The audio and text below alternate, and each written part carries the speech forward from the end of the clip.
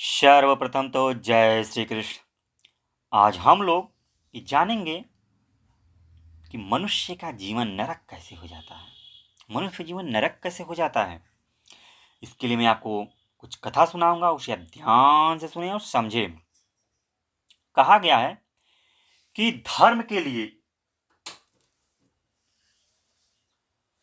धर्म में कपट के लिए तनिक भी स्थान नहीं है। उसमें थोड़ा भी इतना स्थान नहीं है कि कपट उसमें घुस सके। कहा गया बाहर भीतर की अस्पष्टता ही धर्म का प्रधान लक्षण है। जो भीतर से दूसरे प्रकार का है, बाहर से दूसरे प्रकार का है, हम उसे धर्मात्मा नहीं कह सकते। सब प्राणियों का समान सुहृदय ही धर्म अपने अंदर किसी प्रकार का कपट भला कैसे रख सकता है। विदुर धर्मराज युधिष्ठिर के लिए जैसे कुछ हैं, वैसे ही धर्म। देखिए, इसमें एक आया बात है कि विदुर धर्मराज युधिष्ठिर के लिए जैसे कुछ हैं, वैसे ही कौरवों के लिए भी हैं।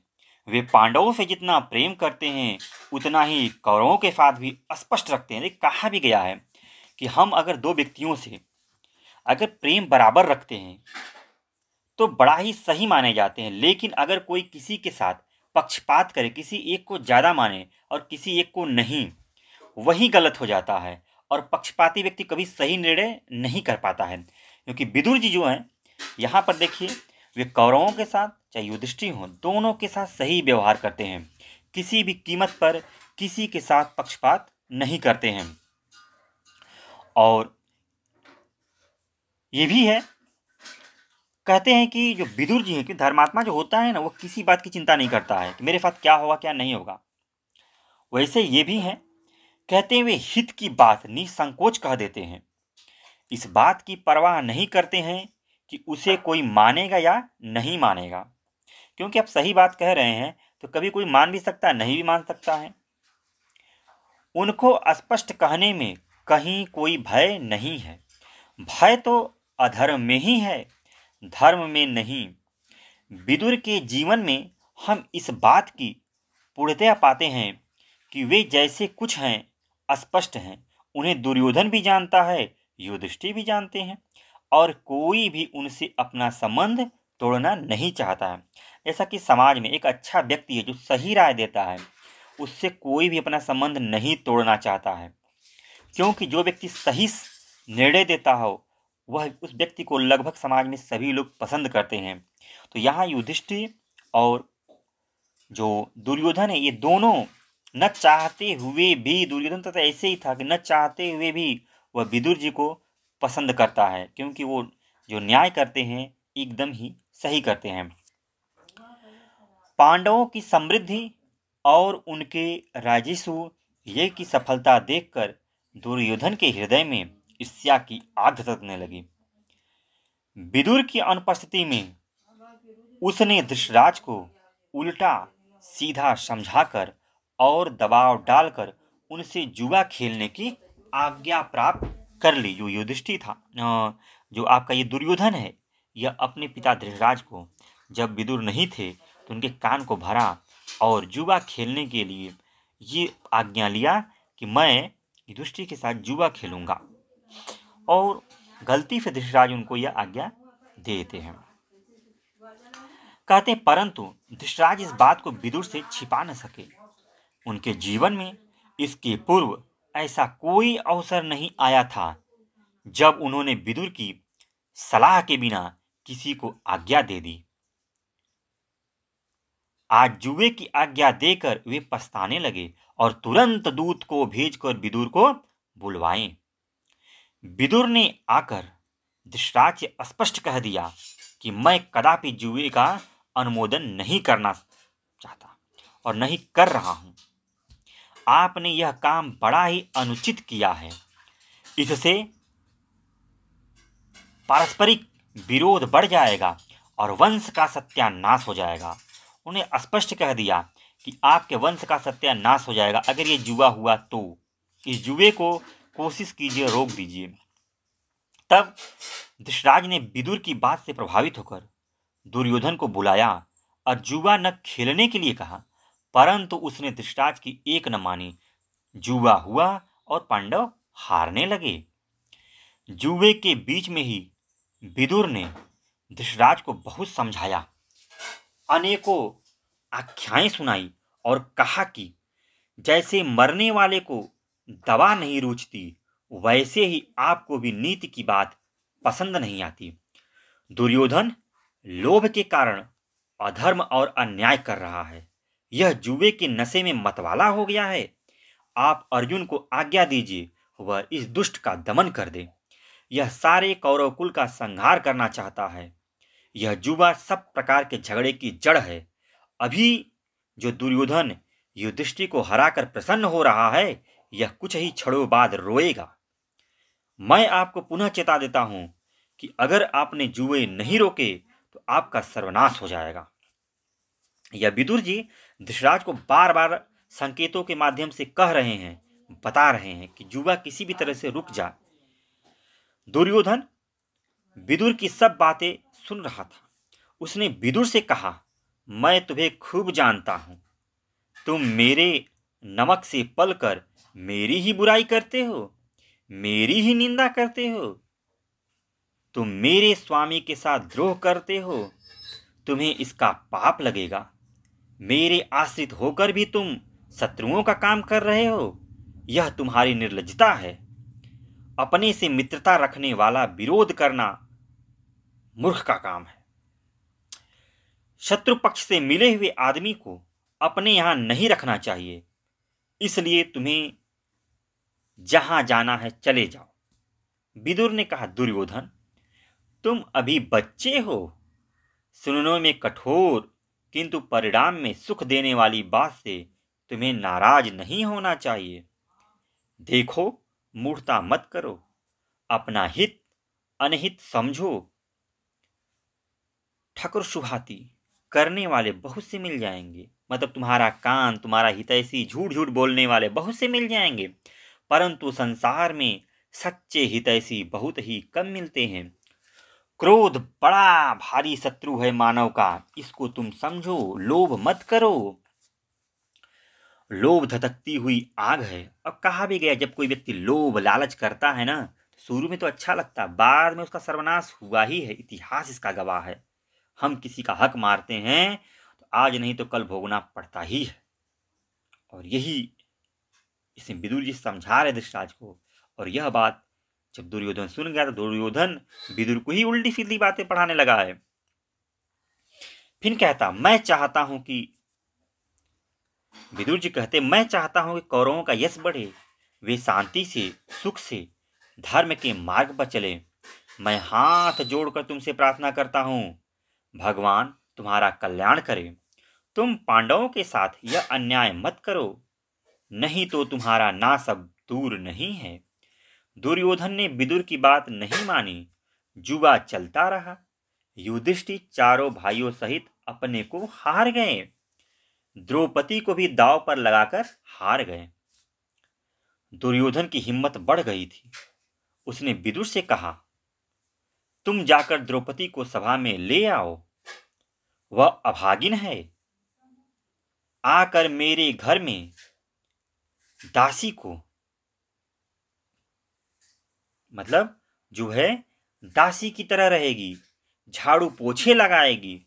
जब दुर्योधन ने विदुर को भला बुरा कहा था, तब विदुर पर उनका असर नहीं पड़ा था, परंतु द्रौपदी के बारे में ऐसी बातें सुनकर उन्होंने यह बात कह डाली जो द्रौपदी के बार बार रोने गिड़गिड़ाने पर भी भीष्म और द्रोण के मुंह नहीं निकलती। उन्होंने दुर्योधन से कहा, मूढ़ दुर्योधन, मूर्ख दुर्योधन, दुष्ट दुर्योधन, तो किसके बारे में यह बातें कर रहा है?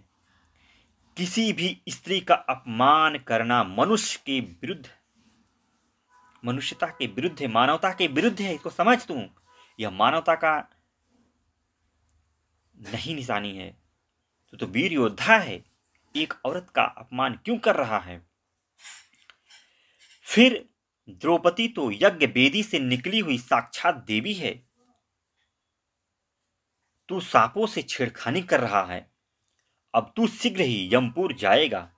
देख, द्रौपदी कभी तेरी दासी नहीं हो सकती। युधिष्ठिर को द्रौपदी के हारने का कोई हक ही नहीं था। अपने को हार जाने पर द्रौपदी पर उनका क्या स्वामित्व था कि उन्होंने उसको दांव पर लगाया। अपने मुंह से कभी किसी के लिए दुर्वचन नहीं निकालना चाहिए। द्रौपदी के प्रति दुर्वचन का प्रयोग करके तूने अपना पुण्य नष्ट कर दिया है। अब तू भी समझ जा, नहीं तो अनर्थ हो जाएगा। दुर्योधन ने विदुर की बात नहीं मानी। द्रौपदी लाई गई और उसके बाद जो कुछ हुआ वह प्रसिद्ध है। इसके साथ क्या हुआ? द्रौपदी के साथ बीच सभा में उसको नग्न करने के लिए कोशिश किया गया, उसके वस्त्र का चिरण किया गया। विदुर ने भरसक उस दुर्घटना को रोकने की चेष्टा की, परंतु वह होने वाली थी, होकर रही। जब पांचों पांडव कुंती और द्रौपदी के साथ 12 वर्ष के वनवास और 1 वर्ष के अज्ञातवास के लिए जाने लगे, तब उन्होंने सभा में जाकर सबको प्रणाम किया और सबसे अनुमति ली। उस समय उनके कल्याण की कामना तो सबने की, परंतु यह बात केवल विदुर के ही मन में आई कि कुंती बूढ़ी हो गई है, इन्हें वन नहीं जाना चाहिए। उन्होंने पांडवों से कहा, कुंती सर्वथा पूजनीय है, इनकी अवस्था वन में जाने योग्य नहीं है। ये सदा सुख में रही हैं, ये वन का दुख नहीं सह सकेंगी। आर्य या कुंती मेरे घर आदर सत्कार के साथ रहें। तुम लोग मेरी यह बात मान लो, जाओ, भगवान सर्वत्र तुम्हारा भला करे। विदुर जी पांडवों को समझा रहे हैं और बता रहे हैं कि इस तरह काम करो। युधिष्ठिर तब उनकी बातों को सुनकर युधिष्ठिर ने कहा, निष्पाप, आप हमारे गुरु हैं, आदरणीय चाचा हैं, हम सब आपके अनुगामी हैं। आपकी आज्ञा हमें स्वीकार है। माता कुंती यहीं रहेंगी। अब आप हम लोगों को कुछ उपदेश कीजिए। विदुर ने कहा, तुम लोग सब तरह से योग्य हो। तुम्हारे पुरोहित धौम्य ब्रह्मज्ञानी हैं और वे तुम्हारे साथ हैं। तुम लोग संतोषी हो, इसलिए फूट पड़ने की संभावना नहीं है। तुम लोगों ने मेरु, सावर्णी, परशुराम, कृष्णद्वैपायन और भगवान शंकर से ज्ञान तथा धर्म की शिक्षा प्राप्त की है। असित ने तुम्हें उपदेश किया है और भृगु ने दीक्षा दी है। देवर्षि नारद सर्वदा तुम्हारी देख रेख किया करते हैं। तुम लोग में सब सद्गुण निवास करते हैं। तुम्हें आत्मसम्मति प्राप्त है। धर्म के द्वारा ठगे जाने पर व्यथित होने की तो कोई बात नहीं है। जो वस्तु तुमसे ठग ली गई है वह तुम्हारे पास कई गुना होकर लौटेगी। जाओ, तुम्हारा कल्याण हो। माता कुंती विदुर जी के पास रह गई तथा द्रौपदी और पुरोहित धौम्य के साथ पांडवों ने वन को प्रस्थान किया। अब पांडवों की बातों को सुन के चल दिए और माता कुंती वहीं रह गई है। आगे देखते हैं, उसको ध्यान से आप लोग सुने। धृतराज के पूछने पर, अब धृतराज पूछ रहे हैं कि क्या हुआ, तो धृतराज जी महाराज जब पूछ रहे हैं तो विदुर जी ने बता रहे हैं। कहते हैं, युधिष्ठिर अपने आंखें बंद किए जा रहे हैं। इसका यह अर्थ है कि युधिष्ठिर दुर्योधन पर बड़ा ही स्नेह रखते हैं। वे जो युधिष्ठिर हैं वह दुर्योधन से भी बड़ा ही प्रेम करते हैं, इसीलिए अपनी आंखें बंद कर रहे हैं। अगर वह आंखें खोल दें तो वह जो दुर्योधन है वह भस्म हो जाएगा युधिष्ठिर की आंख खोलने पर, इसलिए आंखों को बंद कर रहे हैं। भीमसेन अपनी विशाल बाहुओं की ओर देखते जा रहे हैं। वे सोच रहे हैं कि बाहुबल में मेरे समान कौन है। वे मन ही मन युद्ध में घोर कर्म करने का संकल्प कर रहे हैं। अर्जुन पैरों से बालू उड़ाते हुए जा रहे हैं। इसका अभिप्राय यह है कि युद्ध के समय वे शत्रुओं पर इसी प्रकार बाण वर्षा करेंगे। नकुल ने अपने शरीर पर मिट्टी पोत ली है कि मेरा शरीर बहुत सुंदर है, कहीं मुझे देखकर स्त्रियां मोहित न हो जाएं। सहदेव ने अपने मुंह में मिट्टी लगा ली है कि कोई उन्हें पहचान न सके। वे बन जाने से कुछ लज्जित हो रहे हैं। द्रौपदी दुशासन के पकड़े हुए बालों को खोलकर यह कहती जा रही है कि आज के 14वें वर्ष कौरव कुल की स्त्रियां भी यही दुर्गति भोगेंगी। धौम्य भयंकर याम्य मंत्रों का उच्चारण करते हुए जा रहे हैं कि कौरवों के पुरोहित भी उनके मारे जाने पर इसी प्रकार मंत्र पाठ करेंगे। विदुर आगे बताते हैं, महाराज, सारी प्रजा विक्षुब्ध हो उठी है। सब लोग कौरवों को कोस रहे हैं, उनकी अन्याय की निंदा कर रहे हैं और पांडवों के साथ सहानुभूति प्रकट कर रहे हैं। महाराज, आज प्रकृति बड़ी ही क्षुब्ध है। आज के अपसगुन को देखकर बड़ी आशंका हो रही है। संसार में न जाने क्या होने वाला है। विदुर इस प्रकार कह ही रहे थे कि ब्राह्मी कांति धारण किए हुए देवर्षि नारद वहीं उसी समय सभा में उतर आए और उन्होंने सबके सामने ऊंचे स्वर में कहा, सुन लो, कान खोल कर सुन लो। आज के 14वें वर्ष दुर्योधन के अपराध से और भीमसेन तथा अर्जुन के बल से संपूर्ण कौरव कुल का नाश हो जाएगा। इतना कहकर वे छटपट अंतर्ध्यान हो गए और सभी सभासद दुर्योधन, कर्ण और शकुनी के सहित सन्न रह गए। एक दिन धृतराज ने विदुर को बुलाकर पूछा, क्या करने से हमारा उपकार हो सकता है? जो हो गया सो हो गया, अब जो हमारा कर्तव्य है उसे बताओ। प्रजा हमसे विरुद्ध हो रही है, उसका प्रेम किस प्रकार प्राप्त किया जाए? विदुर ने कहा, महाराज, धर्म ही अर्थ है, काम और मोक्ष तीनों की जड़ है। आपके पुत्र ने बड़ा ही अन्याय किया है। उन्होंने धर्मात्मा युधिष्ठिर को छल से जीता है। इस कुकर्म का आप प्रायश्चित कर डालिए। जब पूछते हैं धृतराज विदुर से, तो विदुर है ज्ञान दे रहे हैं कि आप इस प्रकार कीजिए, ताकि, क्योंकि जो देवर्षि नारद है बता दिए हैं कि तुम्हारे कुल का तो नाश होके रहेगा। तब धृतराज डर गए और फिर विदुर जी से पूछते हैं, क्या उपाय? जो हुआ सो हुआ, बताइए क्या उपाय किया जाए कि भविष्य में विनाश न हो, दोनों परिवार मिलके रहे, इसके लिए कुछ उपाय बताइए। तब विदुर जी यही बात बता रहे हैं कि धर्म ही अर्थ है, काम और मोक्ष तीनों की जड़ है। आपके पुत्र ने बड़ा ही अन्याय किया है। उन्होंने धर्मात्मा युधिष्ठिर को छल से जीता है। इस कुकर्म का आप प्रायश्चित कर डालिए। पांडवों की संपत्ति उन्हें फिर से दे दीजिए। शकुनी का तिरस्कार कीजिए। पांडवों को कोई जीत नहीं सकता।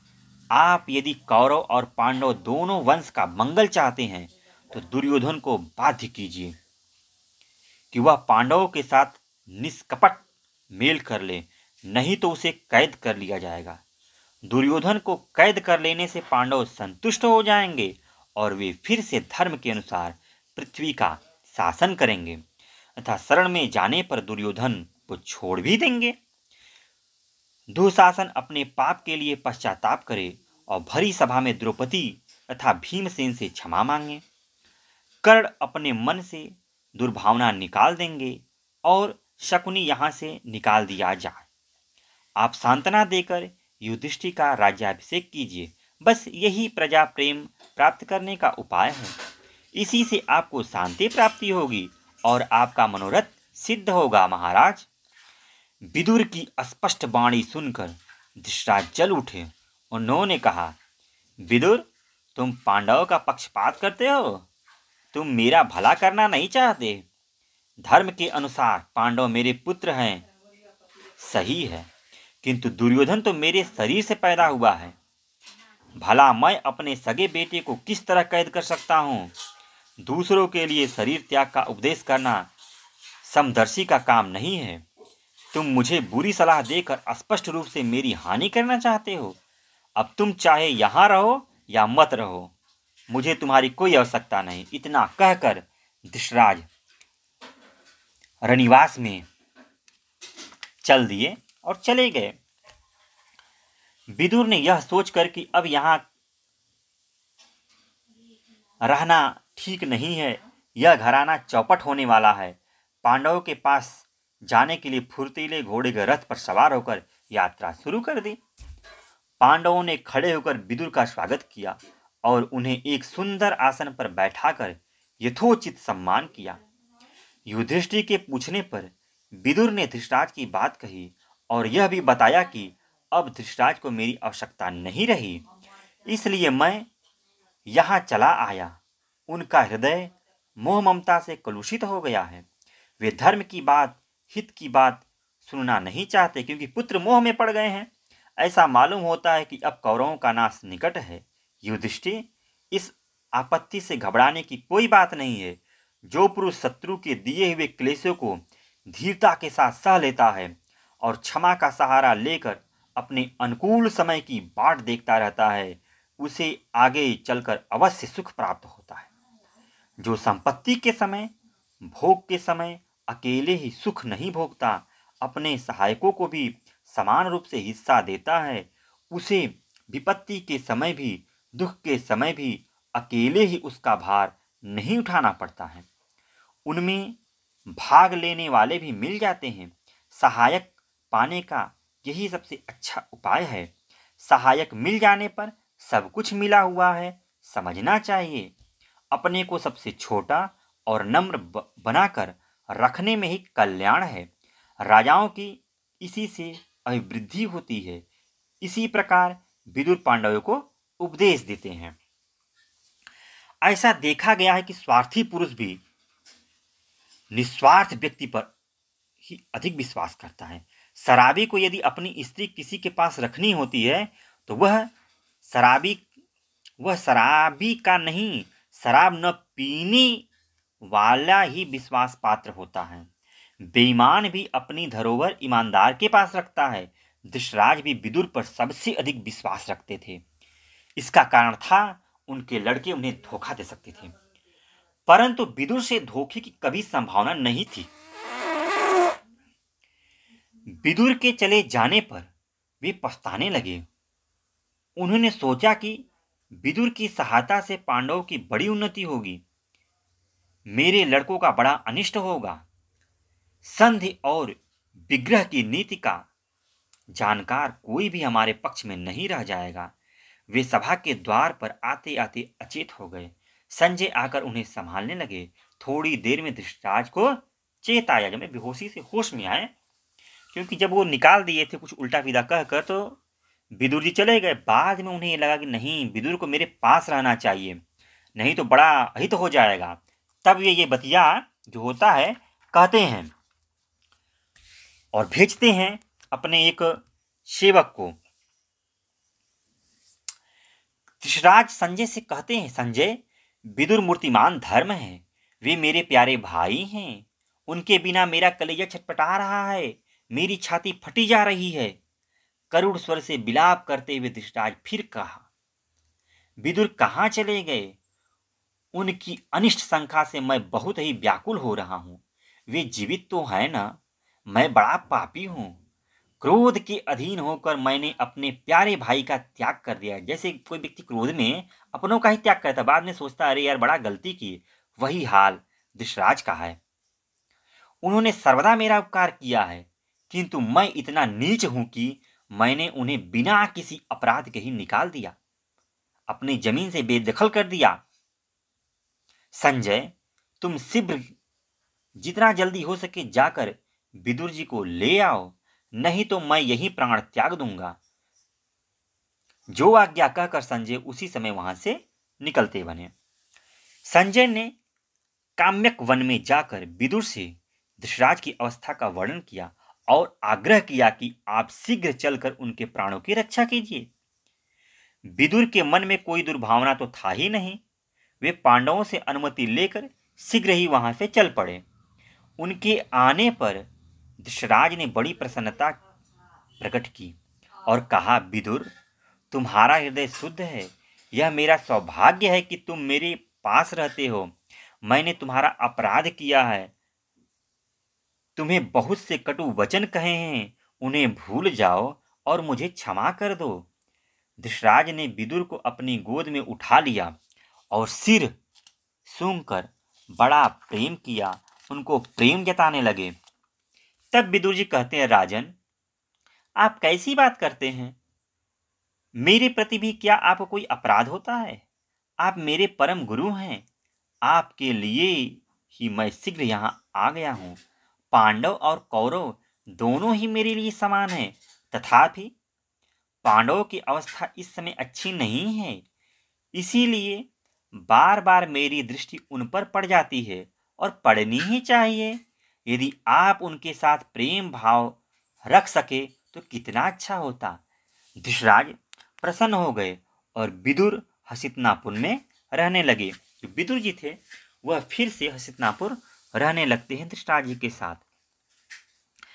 तो इसमें जो पुत्र मोह जगा और जमीन संपत्ति को जो हड़पने की बात आई है, जब व्यक्ति के साथ ये होने लगता है कि जब वो किसी के हिस्से को हड़पने की नीति बनाता है तो उसका सर्वनाश उसी समय स्टार्ट हो जाता है, उसके जीवन नरक हो जाता है, जैसा कि कौरवों का होता है। जय श्री कृष्ण, जय श्री कृष्ण।